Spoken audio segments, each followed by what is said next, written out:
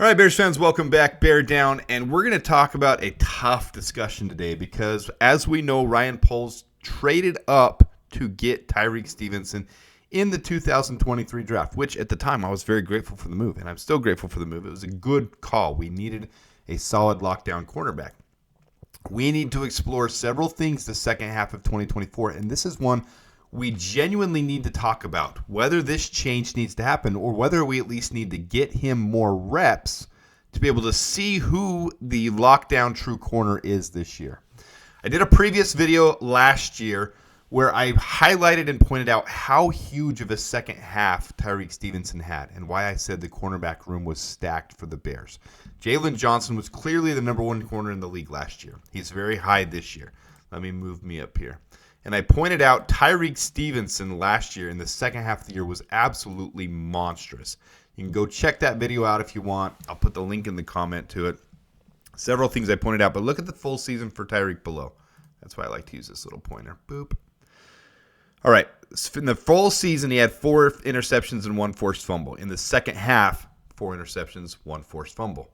Missed tackle is pretty similar. I mean, there's not a huge difference. But the huge thing is his lockdown rate. His passer rating allowed dropped from 100.4, is actually 120 or 30 the first half of the season. But if you take the whole season as a whole, it was a 100. In the second half of the season, 55.4, which is absolutely monstrous. His receiving percentage against him, 66% for the year, 52% in the second half. So huge improvements by Tyreek the second half of the season. We attribute that to Montez Sweat, getting comfortable in the league. As I've said several times in this channel, a cornerback is one of the hardest things, safety and cornerback, to adapt to the NFL. Play style is different. So these guys, when they get adapted, it's good. Now, Tyrique Stevenson, in that second half, took a phenomenal leap. You look at all the receivers from the rookie class. I'm trying not to cover everything up here. Maybe I just need to be small. This is from the previous video from the rookie class, the second half of the season. Look where he graded against all of them. Tyrique Stevenson, best in passer rating allowed, best in receiving percentage, missed tackle right near the top, interception, forced fumble, number 1. He was creating takeaways. He was an absolute beast for the Bears last year. There's no disputing that. There's no doubting it. Now, for all PFF ranked quarterbacks the second half of the season, look where they both ranked. This is Tyreek and Jalen Johnson in the second half. They were among the best. So we had 2 top 10 corners on the Bears the second half of the year last year. Now, there's some corners that had some amazing years. Jalen obviously had one of the best years by anybody. Tyrique Stevenson was right up there in the second half of the season, though. But we don't want to be too much like Packers fans. We want to hang our whole career off of half of a season. That's why the hype was here, though, moving into this year. Tyreek took that leap. He was worth the trade up. We knew that he was a high-quality, high-intensity player, but he had a lot of criticism coming into the league because of some of his play style.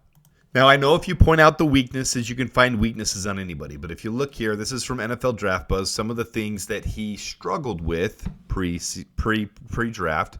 He doesn't track the ball downfield well, is only an average tackler and doesn't consistently wrap up, doesn't display enough awareness when playing zone, often plays like he's unaware of what's going on around him beyond locking down the primary receiver. Now, we see that a lot. In this last game, I pointed out against the Packers how he got lost a couple times, how he was on the hip of his defender, but he gets separated from them and he struggles. He can't stay toe-to-toe with him, and that's a huge weakness in the league. Then I saw this on Twitter, which is what made me decide to make this video. So Junior Fort Gang, Throw the Damn Ball, at Throw the Damn Ball, posted this chart where it said among those with 150 snaps in primary coverage, a look at how well cornerbacks have prevented separation, -2 to +2 scale, and how well they have played catch point. This is not good. You look hard here on the far left. That's not good. You want to be far right. You want to be Jalen Johnson. Let me move me out so you can see right there. So raw PFF separation prevented. So Jalen Johnson is preventing separation. Tyrique Stevenson has separation. Jalen Jones right in the middle. And Terell Smith wouldn't be on this list, but he's going to be right in here. He's going to be right in here. So on the ball grade is up. So up and over is good. Down and left is bad. So this is not good. And then another one that just, as I was creating this today, boom, we got from Ben Devine, it came from somewhere else, but he reposted it. Tyrique Stevenson is a liability, and other teams know it, the Bears. So you look here. This is cornerback separation prevented and target rate against. So raw PFF separation prevented, so right, again, is good. And then target rate, these guys are targeted more. So up and down isn't as important as left to right, but down means they're being targeted a lot more. So target rate, teams are picking on Tyrique Stevenson because they know the separation is huge. He's been a liability for us this year. They're not picking on Jalen Johnson. They're not picking on Pat Surtain, Darius Williams, Marshawn Lattimore, Sauce Gardner. They're not picking on those guys because they respect how close they're keeping it and how well they defend the ball. Tyrique Stevenson has become a clear liability for the Bears this year, and other teams know it. That's what this graph is showing. When they're picking on them, it's usually for a reason. Now, some guys get picked on like Denzel Ward, probably just scheme and coverage. But you can see it comes down for a reason. This is not good for Tyrique Stevenson to be way down here. This is good for Jalen Johnson to be way up here. And guys, I am absolutely not trying to crap on Tyrique Stevenson. That's not the point of this. But as players develop and learn and come in the league, you have to point out the flaws and weaknesses. So as we know, Tyrique Stevenson was benched after the Commanders game. This is him. See the other cornerbacks, the other defenders there looking towards the ball. This is Tyrique interacting with the crowd. He says he was only talking to Bears fans, but he was going like this, and he was clearly taunting the other fans. It wasn't a good look at all. Here he is way off in the play. The play's happening. Where'd it go? He's over here, and the play's way over here. He's just unaware. Then he had to come back into it. His job was to defend Noah Brown specifically, and then he tipped the ball up, and Noah Brown caught it. So it's an ugly look. He ended up apologizing. The Bears decided to discipline him and sit him against the Cardinals to start the game. Well, he only sat 9 snaps? You see right below here. So here's the Commanders game. And look, Terell Smith even did better in that game. This was a poor game on his coverage grade against the Commanders, not just for the one play, but overall. He had 63 snaps. Terell Smith had 11. Well, the next game, Terell Smith starts against the Cardinals, 91.3 grade, a 91.3. Tyrique Stevenson had a bounce-back game, 78.3. That's a decent grade. Sorry, that's cut off a little bit. But he had a little bit of a bounce-back game. But these guys were both drafted in the same draft. And I'll take me off the screen here. As you guys know, Tyrique Stevenson was a second-rounder, and Terell Smith was a fifth-rounder, 145th overall. So that's still a quality. You're looking for someone to develop, and he is developing. You look at 2024. Now, this is only the 2023 draft class, okay? So I'm only comparing him against guys that came in the same draft class. So Tyrique Stevenson, the end of last year, was at the top of all of these guys. Well, I defended him. I've been really high on him. But now you look at this year. This is overall defense to the left here. This is out of all rookies from last year's draft class that have enough snaps to qualify. So 150 snaps so far. And so Terell Smith isn't involved here, but I'm going to show in a minute where he ranks among, some of these guys. But Tyrique Stevenson down here 13th out of 14 this year. And if you're looking at coverage grades alone, he's down 10th out of 11 that qualify in coverage. So he's not cutting it, guys. He's a 56 grade, as you guys know. That's right around cut range for me. 65 is starters, 50 is cut range for me. I'm not happy with the progress. Now, some of the criticism on him, as well as the other criticism he got before the draft, where he sometimes lacks focus. He doesn't stay attention to the details. He doesn't see the big picture. So I don't know if this is a situation where a player got comfortable thinking, I've arrived, thinking that, I don't know. I would find it hard to believe that a player would think he doesn't have to keep putting work into his craft. But there's a clear drop-off this year, not only in his game, but in comparing him to other players from last year, draft class. So you look at 2023 season, though, Terell Smith, Tyrique Stevenson. Terell Smith got 377 snaps, which is good. There was a lot of opportunity for him with some other players that went down, with even Tyreek going down with a concussion for a little bit, Jalen Johnson out for a couple games. His overall grade was 69.6. Now, I've said repeatedly that a PFF grade does not mean everything. There's more to it than that. And Tyrique Stevenson has played a big game. He's played big. He's come up with some big plays at different times. And Tyrique Stevenson last year, 60.2. But I still Tyreek still deserved to start. His first half of the year was rough. He was thrown to the wolves. He was thrown into the fire right off the bat, and he had a rough start to the year, but the second half played really well, so he looked really good. But now we're in 2024. Terell Smith's only got 67 snaps. Very limited opportunity. Okay, he's coming in very sparingly, but look at his grade this year. 82.1 overall grade. His coverage grade, 82.5. So it's limited. I get that. Tyreek down a little bit. 56.8 grade, 56.3 coverage grade. Both declining. Well, all cornerbacks in 2024, if we're going to I had to adjust. If you take away the 150 snap minimum, and I lowered it to a 50 snap minimum, Terell Smith, third in the entire league in defensive grade for cornerbacks. Third in the entire league. I'm not just saying on the Bears, the entire league. Andrew Phillips, number 1, 84.6. Jalen Ramsey, Kenny Moore, Levi Wallace. Terell Smith right there. So when you've got a player that's taking advantage of the opportunity, it's a very limited sample size. 67 snaps is very limited. It's not enough to say, okay, you're the lockdown corner for the future. You're the next one to go across from Jalen Johnson and be locked down. There's enough here to warrant that he needs more snaps.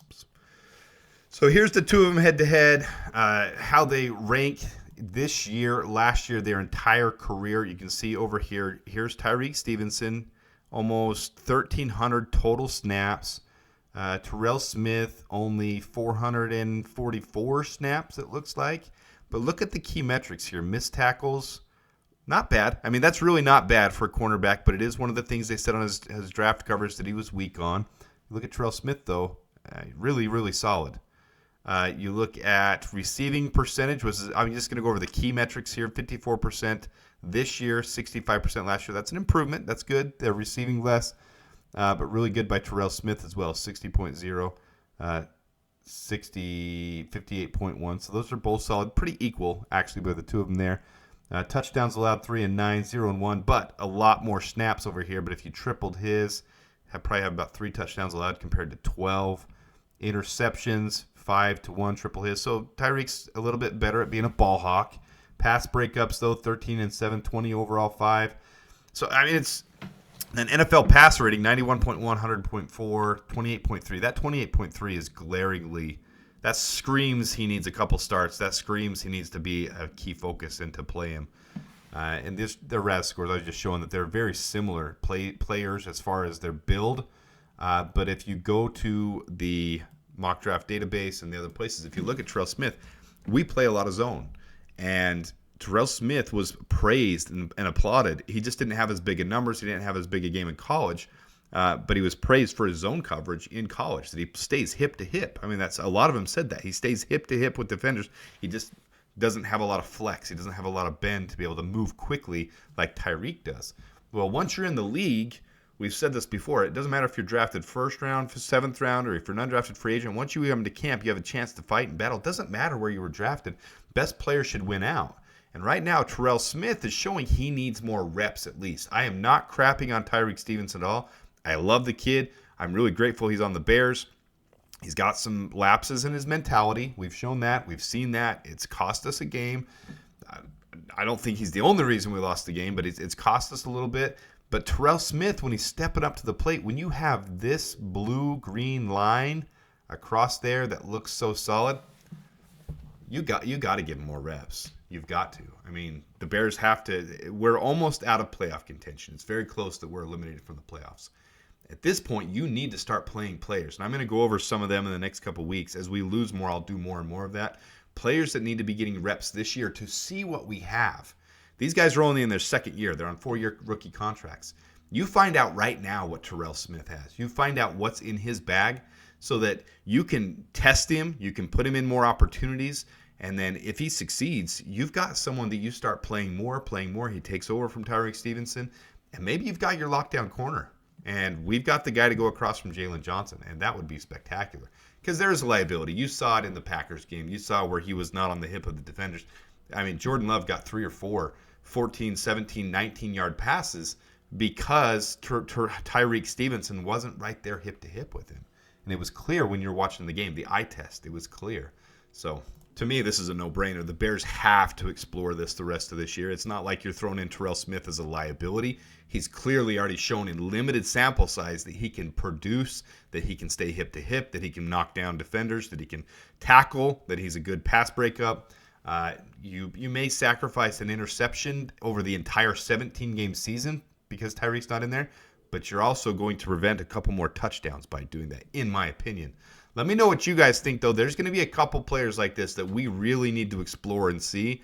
And right here, Terell Smith would be number one on my list. Number one over Tyreek Stevenson. Give him some reps. Let him start a couple games. Maybe go 50-50 a couple games and see how they do against the exact same team. I know that's kind of, you're throwing a little fire in there. You're not getting continuity. You're not getting consistency. But it's something that might need to be done for the Bears because they got to figure out what they have moving forward. And I think this is a huge key piece for the Bears to do that. So with that, appreciate you guys tuning in. If you haven't hit subscribe, please do so. If you haven't hit the like button, I appreciate you doing that as well. It helps the algorithm thingy. Share it with your friends. We have some good takes on here, and I appreciate you guys tuning in. Until next time, bear down.